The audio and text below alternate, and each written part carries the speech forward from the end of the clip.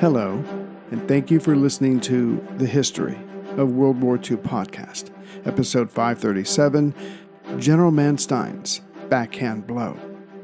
Last time, with southern Russia mostly cleared of enemy troops, though some were contained, the twin operations of Star and Gallop had resulted in the recapture of Kursk, Belgorod, and Kharkov. Celebrations throughout Russia followed this, of course, but the leading Soviet units that had accomplished this were exhausted by their efforts. Meanwhile, Manstein, now in command of the reconstituted Army Group South, was given leeway by Hitler to react to this latest crisis as he saw fit. And what Manstein saw was opportunity. By now, the Russians were thinking of Raputista, that spring thaw that would turn everything into mud, and thus movement would be all but impossible. And the reason that this season of mud was focused on was that, from Stalin's point of view, the enemy was on the run. His proof for this, not that he knew the extent, was that during the Battle of Kharkov, though Hitler had ordered that the city be held, to the last man, to the last bullet, 63-year-old General Paul Hauser, commander of the 1st SS Panzer Corps, who had 2 of his 3 Panzer Grenadier divisions still in Kharkov, nevertheless ordered them to withdraw on February 15th, just before the last corridor was closed by the Soviets. On the other side of the chessboard, there was another summation, but again not knowing the extent. Manstein was guessing that the enemy had lost much of its armor in this recent fighting, between those being destroyed and those in need of repair. And he was right. The Southwestern Front had lost half of its armor. General Popov's front mobile group of 4 corps was down to 53 operational tanks. As for General Golinko's Voronezh front, his 3rd Tank Army only had 6 battle-worthy tanks left. The point is, at this moment, mid-February 1943, it was Manstein who was reading the overall tactical situation accurately, whereas the Soviets were projecting their desires, not a sound basis for victory. Meanwhile, Manstein started his great game to keep the enemy thinking that Army Group South was still retreating. But first, a mental map is needed to get a lay of the land. To keep it simple, for the area being discussed, on the Soviet right was General Golinko's Voronezh front. On the Soviet left was Van Tuten's Southwestern Front. To be sure, there were other Soviet armies to either end of this, like the Bryansk Front to the north and the, Southern Front to the south. But for now, we are focused on the troops of the Voronezh and Southwestern Fronts. Opposing them from north to south, or the German left to the right, was what was left of Army Group B, facing Voronezh, covering the territory north of Kursk, then Army Detachment Keft, which had been Army Detachment Lance, but he was replaced. This unit was facing the Southwestern Front, but would push to the northeast when battle came, as panzers further south of them would rush up to cover their original location. And now, it was time for Manstein to lure the enemy into his trap. The thing to remember is that while the Soviets legitimately pushed the enemy out of Kursk, Belgorod, and Kharkov, Van Tuten and Golinko kept moving their men forward into the vacuum they created. But below this growing salient of exhausted Soviet troops was a gap 80 to 100 miles north to south above the Sea of Azov that the Germans still controlled. And again, knowing the Soviets had to be tired and overextended, Manstein would use this still German-controlled southern area to spring half of his trap. At his headquarters at Zaporozhye, to the southwest of what was about to come, along the bend in the Dnieper River, and about 45 miles due north of Melitopol, Manstein ordered the 1st SS Panzer Corps to pull back, to be close to Krasnograd, located about 50 miles southwest of Kharkov, the most southern of the 3 recaptured cities. Meanwhile, the 1st and 4th Panzer Armies were also to retreat back to another town which was located 100 miles southeast of Krasnograd, Or, using Manstein's headquarters as the center position on a clock, the SS Corps was making for the 1 o'clock position, the Panzer armies for the 2 o'clock position, for in between them was the greatest westward extent of Soviet forces, those of the eager Van Tutten. Manstein's idea, quite simply, was to hit this salient, which was a piece of a much larger salient from each side, cut off a section, surround, and destroy it. And things started out well enough. On the morning of February 20th, Manstein had these two forces hit Van Tutten's flanks. The 1st SS Panzer Corps drove to the southeast at the Soviet 6th Army. Meanwhile, the Panzer Corps went to the northwest.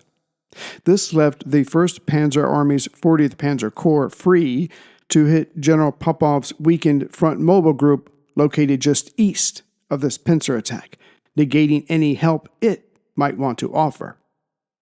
During the night of February 21st, with things going Manstein's way, the Soviet commanders of the two flanks asked Van Tutten for permission to retreat and reform their lines. Popov himself was quickly down to 25 tanks, thus he would be of little help. But Van Tutten not only said no to this, he ordered them to advance and make for the Dnieper River, to a city just 20 miles north of Manstein's headquarters. Considering how the fighting was going so far, this was an impossibility. Then Van Tutten gave other orders for further operations once this German threat was finished. His field commanders were stunned at his not understanding. In Van Tutten's defense, he, like Stalin, truly believed the enemy was retreating. It's just that they had temporarily turned around to slap the Soviets on the nose to only gain more time and space to retreat faster. One's point of view is their reality. But as this was Soviet Russia, the commanders, still stunned, tried to carry out their orders. One such order had a division of the 25th Tank Corps drive towards Manstein's headquarters, and pushing mightily, the lead tanks came to within 10 miles of the commanding general's location. But then they ran out of fuel, as did the rest of the 25th Tank Corps, which allowed the 48th Panzer Corps, in the words of its commander, to work them over. This broke the back of the Soviet attack, who now retreated, some on foot, others packed into trucks. And while they retreated, the panzers of the SS divisions Das Reich and Totenkopf pulled up parallel to these fleeing trucks and used their machine guns to shoot up the very vehicles packed with men. Meanwhile, the abandoned T-34s were destroyed one at a time. Thus, one Soviet corps after another was surrounded and obliterated. Summer is coming right to your door. With Target Circle 360, get all the season go-tos at home with same-day delivery. Snacks for the pool party? Delivered. Sun lotion and towels for a beach day? Delivered. Pillows and lights to deck out the deck? That too, delivered, just when you want them. Summer your way, quick and easy. Join now and get all the summer fun delivered right to your home with Target Circle 360. Membership required, subject to terms and conditions. Applies to orders over $35. While Van Tutten was still thinking offensively, Voronov Front Commander Golinkov started to get a sense of what was really happening out there. So he ordered the 69th Army and the 3rd Tank Army to halt and return. Their mission now was to return to their starting points, but to go through the territory just south of Kharkov.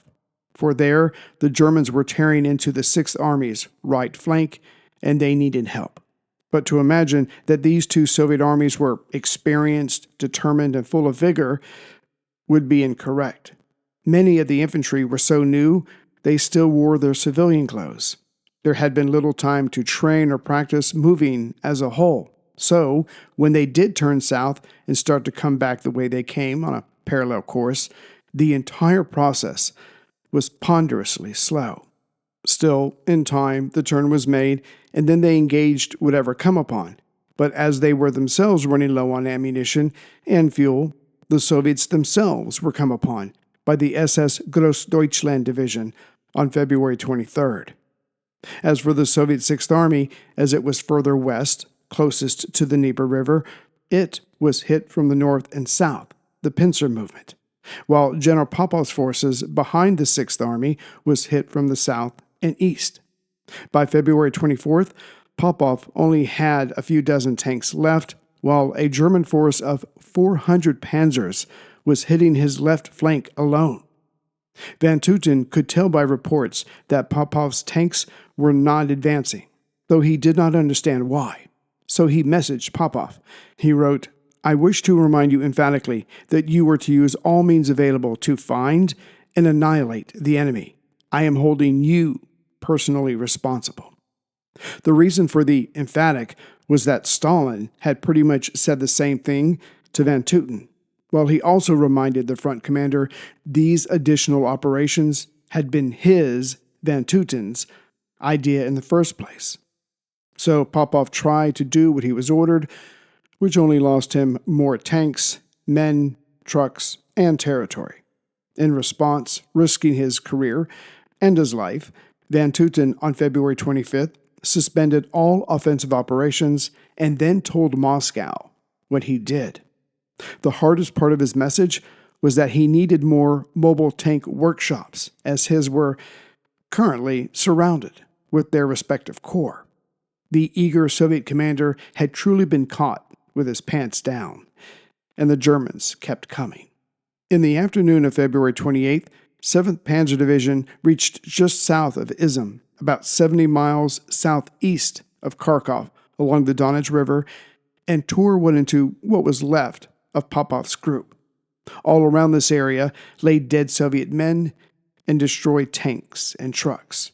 The dead here alone was at least 3,000. But zooming out a bit, the Soviet 6th Army was dying. Now accepting the situation for what it really was, General Rabalko's 3rd Tank Army was detached from Golinko's left wing and sent south to distract the panzers from basically finishing off the 6th Army. However, they ran into other panzers, but more importantly, the dive bombers and the ground attack aircraft of Luftwaffe 4. For the next 4 days, this rescue force fought for its own survival. Then it fought to retreat, leaving the 6th Army and the 1st Guards Army, now both very bloodied, to fall back to their side of the Donets, 20 miles southeast of Izum, if they could make it. As bad as things turned out for the Soviets, it could have been worse, but the weather forced the Germans to seek shelter at night, giving their retreaters more time to run. Also, the cold had frozen the Donets, making it safe to traverse across. When all was said and done, though, the Soviets had lost 6 tank corps, 5 rifle divisions, and 6 independent brigades. Also, there was now a 120-mile wide gap in the Soviet front. How the tables had turned. By March 2nd, the Wehrmacht had captured 615 enemy tanks and killed some 23,000 Soviet soldiers, with many, many more missing. Now, Manstein could fulfill his promise to Hitler. He would retake Kharkov. Fortunately for Manstein, the 3rd Division of the 1st SS Panzer Corps Totenkopf had returned. On March 9th, Manstein ordered the SS Panzer Corps to head north of Kharkov and close off all traffic north and west of the city. And the Totenkopf was a potent, motivated force. Just to rejoin the 2 other SS divisions, it had to take on 2 tank corps and 3 rifle divisions of the Soviet 3rd Tank Army, and it did so with precision, surrounding these enemy units and destroying them. At 9:20 a.m. on March 9th, the SS Corps moved out. Eager for revenge in the form of retaking Kharkov, the Totenkopf and Liebstandarte went north, cutting the road to Belgorod, and then they moved closer to the city to carry out reconnaissance. Meanwhile, the Das Reich Division did the same from the west and south, getting into position and then moving to the city's edges itself. For all of this, there was little resistance, so Hauser, in charge of the SS Corps, wanted to attack proper soonest. Das Reich was ordered to hit the western suburbs, while the Totenkopf stayed on the western border to cover their rear.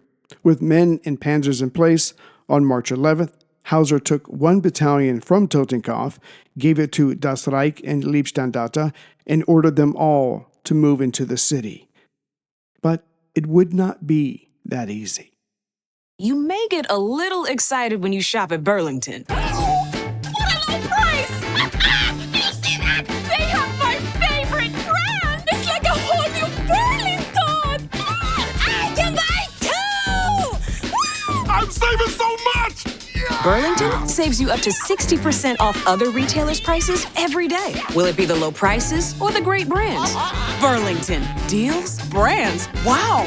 I told you so. Styles and selections vary by store. For the next 3 days, what resulted was intense street fighting, like at Stalingrad. And though the T-34s were out of fuel, they were used as stationary artillery positions, creating strong points. And these tactics bled the invaders. After 3 days, the Liebstandarte was down to just 14 panzers. But the defenders, which were not being replaced, like at Stalingrad, were being hunted down. Barely able to keep the panzers at bay, the defenders were simply overwhelmed. And then the rest of the Totenkopf entered the northern part of the city and pushed to the southeast, taking the bridge over the Donets River, thus trapping what remained of the 25th Guards Rifle Division. And soon, this force would no longer exist. Again, like at Stalingrad, the last pocket of resistance was in a tractor factory on the eastern side of the city. But this went quiet by March 15th.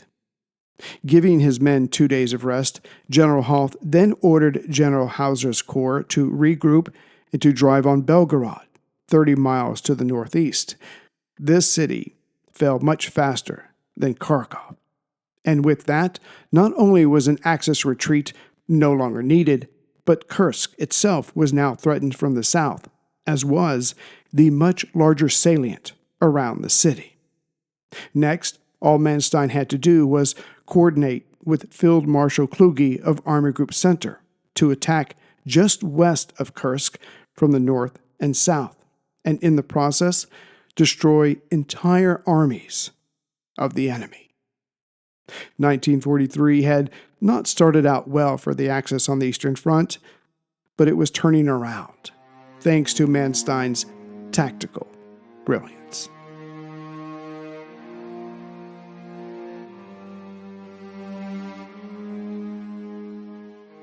Greetings, everyone, from Central Virginia. So I just wanted to welcome aboard a new member and thank some people. So we've set up the Battle of Kursk. We've got all that done. So we've had that. Then the Rasputista is going to come, which there's going to be a little bit more action, obviously. And then the Rasputista season of mud's going to come. It's going to shut things down, and then they're going to gear up for Citadel, trying to think of some way to turn this around. So that's where we're at now, and yeah, we should be able to get through that. And then I'm going to stop, go back, and bring the Americans and others, obviously, to North Africa, to Morocco.